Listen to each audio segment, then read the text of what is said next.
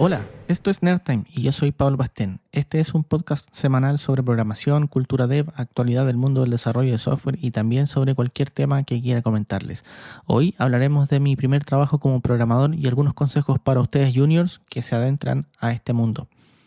Pero antes, este episodio llega gracias a Músculo Geek, mi podcast de tecnología de consumo y actualidad de Internet.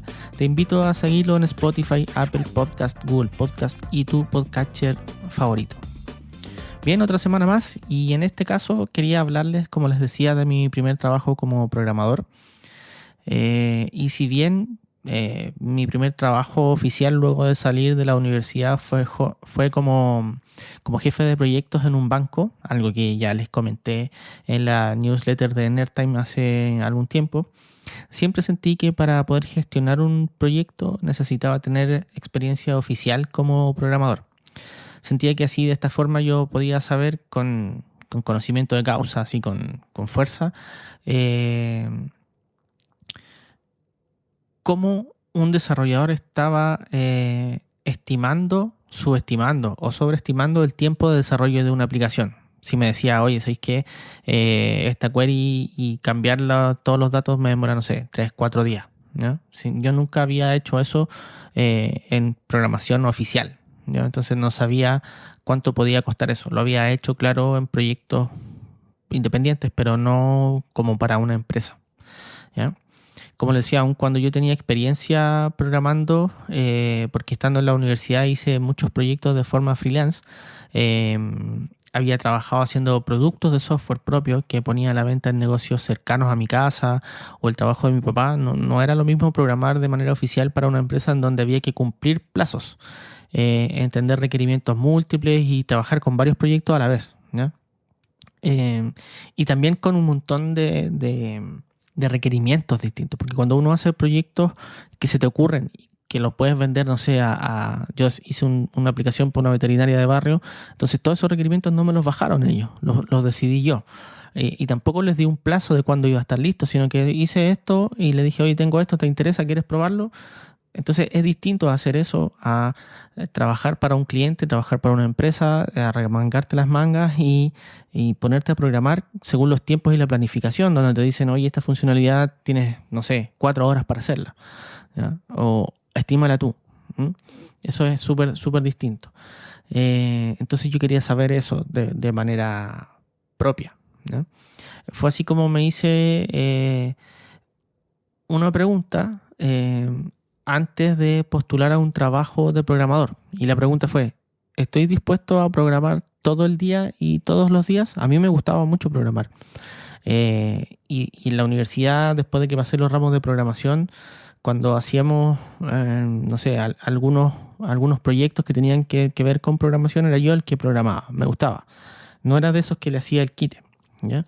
Entonces, una vez que me respondí a esa pregunta, debo decir que me fui directo a ver una publicación donde buscaban un programador Android para trabajar como ingeniero de proyecto.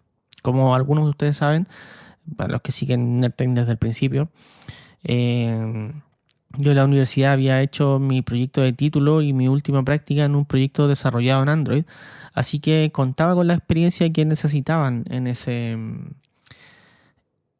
trabajo, ¿ya? En el intertanto yo desde luego no había renunciado a mi trabajo como jefe de proyecto. En ese sentido estaba como bien disconforme porque yo trabajaba para una empresa pero estaba externalizado en el banco, vale decir, no estaba contratado directo por el banco sino que por una empresa externa.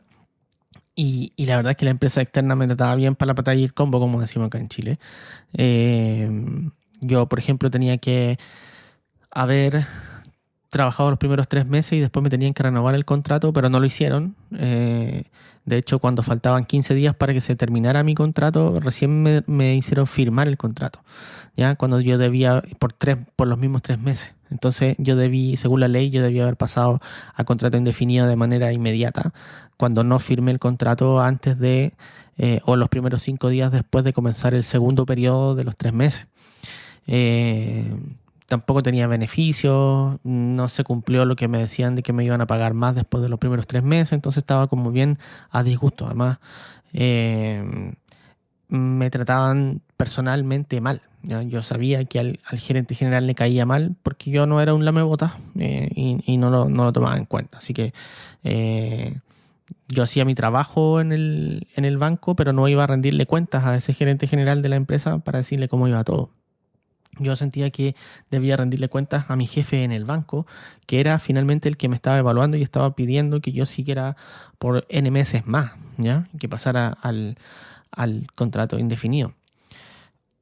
Por demás, estaba sintiendo que yo no, si bien estaba súper bien evaluado en el banco, no estaba haciendo lo que quería hacer en ese momento, que era programar.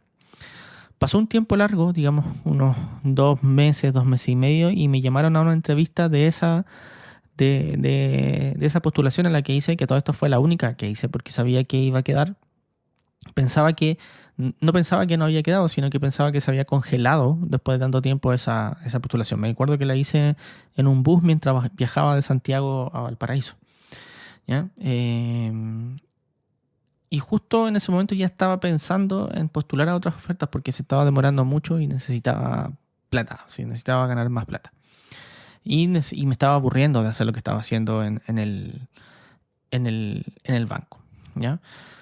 La oferta para ese entonces era bastante buena. Tendría menos responsabilidad que un jefe de proyecto. Adquiriría experiencia como desarrollador, ¿ya? Que era lo que estaba buscando. Y en cuanto a dinero, era unos $250 más de lo que estaba ya ganando. Así que era un buen negocio.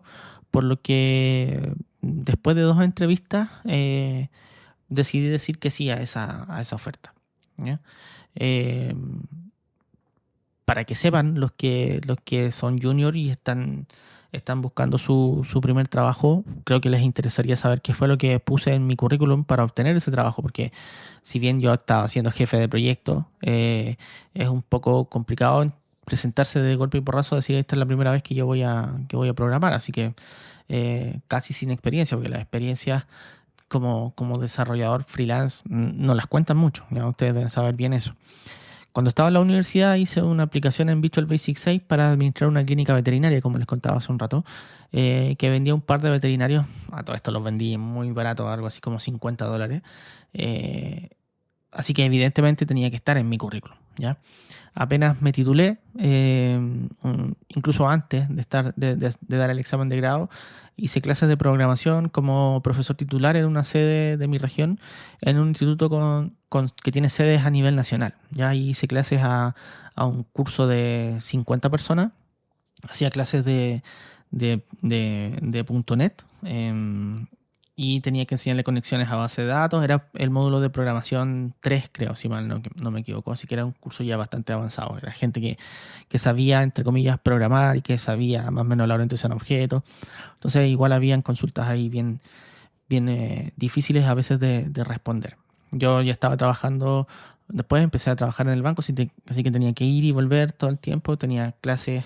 Tenía que retirarme del banco un poco más temprano, así que lo puse desde luego en mi currículum. Desde luego puse lo que hice en mi práctica como desarrollador Android y mi proyecto de título bajo ese trabajo en Android, que si mal no recuerdo, era una aplicación para trabajar con vinos, ¿ya? Y la dificultad que tenía era poder escanear un código QR, cosa que no muchos hacían. Además, la dificultad que había era que la documentación de Android era bastante escasa, ¿ya? Yo cuando hice ese proyecto fue en el año... empecé en el año 2008... diciembre de 2008 y verano del 2009. O sea, eso es como diciembre, enero, febrero de 2009. Que estuve trabajando todo el 2009 y 2010 en todo el 2009 la programación de ese proyecto, hasta mediados de 2009, y después del 2009 hasta mediados de 2009 a mediados de 2010 en terminar los 3 ramos que me quedaban en la universidad, más el texto del proyecto de título, ¿ya? De cómo hacía la explicación, de cómo se había hecho el diseño, y cómo yo proyectaba ese producto, ¿no? En cuanto a finanzas. Así que tenía experiencia. Desde luego puse mi experiencia como desarrollador web en distintos proyectos freelance. Había hecho en mi región, había hecho algunos proyectos para unas empresas unas corredoras de seguro, más bien dicho, corredoras pequeñas, algunas empresas que necesitaban aplicaciones de recursos humanos chiquititas, no son unas empresas de 5 o 6 personas. Así que yo coloqué todo eso, también desde luego mi experiencia como profesor de física, matemáticas y computación avanzada, que hice en el instituto de mi papá, que evidentemente ellos no sabían que era de mi papá, solamente puse el nombre, así que no tenían idea. Y nada, puse todo eso en mi currículum y ellos me hicieron preguntas y yo me vi bastante relajado, así que no tuve problema. Aquí lo que voy con esto, como consejo, es que puedes no tener experiencia total como desarrollador, pero puedes completarla y complementarla con pequeñas cosas que hiciste en tu época de estudio y que estén relacionadas mientras estabas en el periodo de estudio. Esto es importante primero para mostrar que tienes capacidad para adquirir, no sé, responsabilidades, para mostrar que puedes aprender solo y que tienes capacidad también para tratar con personas, lo que es muy importante para mostrar tu personalidad. Desde luego puse en mi currículum mi trabajo como jefe de proyectos que tenía en ese momento, lo que me daba aún más un impulso. Eso sí, tenía que explicar y saber explicar bien por qué quería retroceder de puesto. ¿Ya? Estaba retrocediendo de jefe de proyecto, lo cual me daba un gap para seguir avanzando en la carrera, ya en mi carrera profesional. Eh, y la verdad eso era tarea para la entrevista, no podía explicarlo en el currículum, pero tenía que demostrar por qué yo quería hacerlo y la verdad es que estaba súper claro, ¿ya? Entonces como consejo para ti que estás buscando tu primer trabajo como junior es que desde que estés en la universidad hagas cosas en la línea de desarrollo que quieres proyectarte, que tratas de buscar tus trabajos freelancer en tu barrio, con amigos o familiares o donde sea, pero busques un freelance, cosas que te den un mínimo de experiencia y que te permitan hablar con tranquilidad y propiedad al momento de afrontar una entrevista. Mostrar un conocimiento base, ganas y habilidades blandas es súper importante, es vital. Todas por sí solas muchas veces no alcanzan para dar la pelea, ¿ya? Porque la pelea es fuerte afuera. Así como tú, hay un montón de chicos que se están titulando y que están buscando trabajo. Por tanto, debes mostrarte como el mejor preparado desde que sales de tu institución de educación superior. Bien, muchachos, el tiempo se ha acabado y antes de despedirme me gustaría recordarles que pueden suscribirse al podcast Premium en mumbler.io/nerdtimevip, que pueden seguirme en Twitter como @pablopastén y que pueden desde ahí inscribirse o suscribirse al newsletter free para que cada lunes tengan nuevas noticias y comentarios de tecnología y de temas que me parezcan interesantes. Un saludo y hasta la próxima. Chao, chao.